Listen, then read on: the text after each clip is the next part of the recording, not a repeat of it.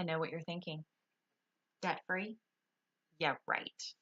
Vacation with no credit card?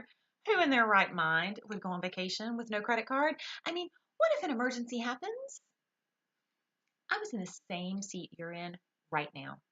When my church decided to challenge the entire membership to complete Financial Peace University, I personally decided to take it on as a challenge because my situation was different.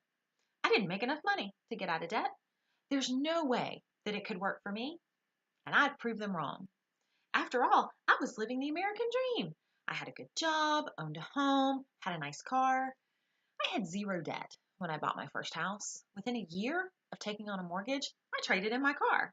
And do you think I had enough money to pay the difference owed in cash? Nope. Bring on the car payment because you're always going to have a car payment, right? So now I had a house, a new to me car. Oh, and moving into my new home, I needed new stuff. You know how it goes. That corner needs just something a little extra, or the bedding just doesn't quite work in this new space. And all that stuff was put on credit because I had to have it right then. So there I was, 35 years old, $230,000 in debt, no disposable income, but I was living the dream. Add to that expensive medicines and medical equipment.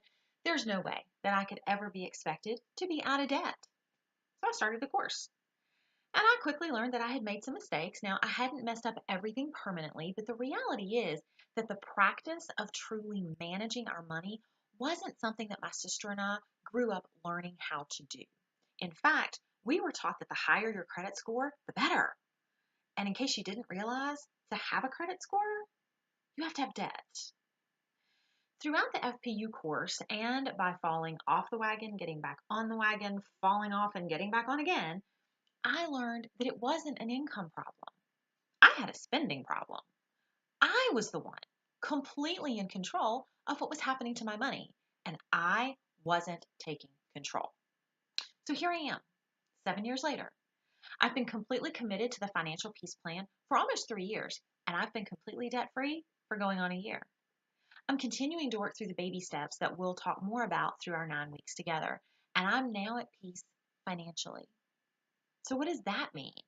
Well, for me, it means that I know if something were to happen to me, my sister wouldn't have to worry about paying my debts. There are no debt collectors calling. There's enough insurance to pay my burial expenses and to settle current things like the light bill. And I can afford the insurance payments. She won't have to take out a loan to pay for my funeral. I've started a business that has zero debt because I learned to budget and not take on expenses that the business wasn't ready to fund. I took vacation last fall to Utah, spent a whole week. I did quite a bit of souvenir shopping, came home with no debt because I paid cash for everything.